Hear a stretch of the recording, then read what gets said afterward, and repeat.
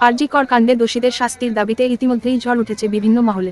তারই পরিপ্রেক্ষিতে এই নারকীয় ঘটনার সাথে জড়িতদের অবিলম্বে চিহ্নিত কোজরে দৃষ্টান্তমূলক শাস্তির দাবিতে বুধবার সন্ধ্যায় নদিয়ার নবদ্বীপ ব্লকের স্বরূপগঞ্জ বাস স্ট্যান্ড সংলগ্ন এলাকার একত্রিত হয়ে প্রতিবাদে শামিল হন এলাকার স্থানীয় বাসিন্দারা। এদিন সন্ধ্যায় স্বরূপগঞ্জ এলাকার পুরুষ মহিলারা পথে নেমে মোমবাতি জেলে প্রতিবাদ জানানোর পাশাপাশি নির্যাতিতা মৃত মহিলা ডাক্তারের আত্মার শান্তি কামনা করেন। এছাড়াও অপরাধীদের অবিলম্বে দৃষ্টান্তমূলক শাস্তির দাবি জানানো হয় এদিনের প্রতিবাদ কর্মসূচি থেকে। আমরা সবাই জানি যে আরজি করের ঘটনাটা আমাদের কাছে অত্যন্ত মর্মান্তিক একটা ঘটনা। আমাদের বিভিন্ন জায়গায় আমাদের নবদ্বীপ বাস স্ট্যান্ড, বিভিন্ন জায়গায় যাদবপুর আমরা দেখতে পাচ্ছি যে প্রতিবাদী মিছিল একটা গড়ে উঠেছে।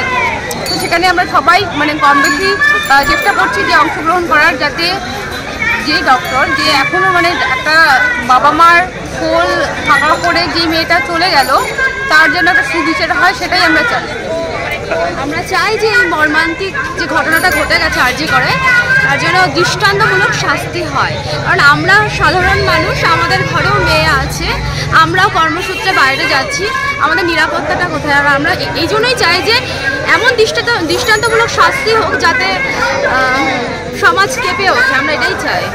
আপনার নাম?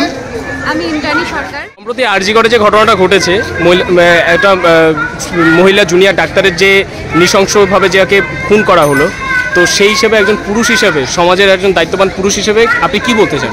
আমরা জানি যে আরজি করে যে নারকীয় হত্যাকাণ্ড ঘটেছে, আমাদের সকলেরই বোন, দিদি এবং আমাদের সকলেরই প্রিয় একজন সহনাগরিক, তার মৃত্যুতে আমরা শোকাহত।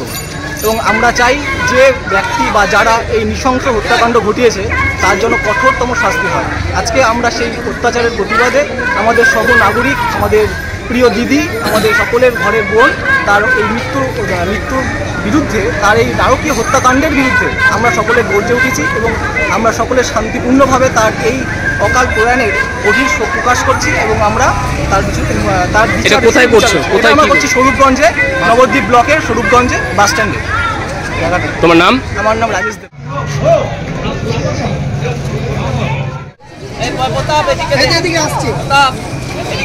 যারা বাকি আছে সবার বাকি এদিকে কেন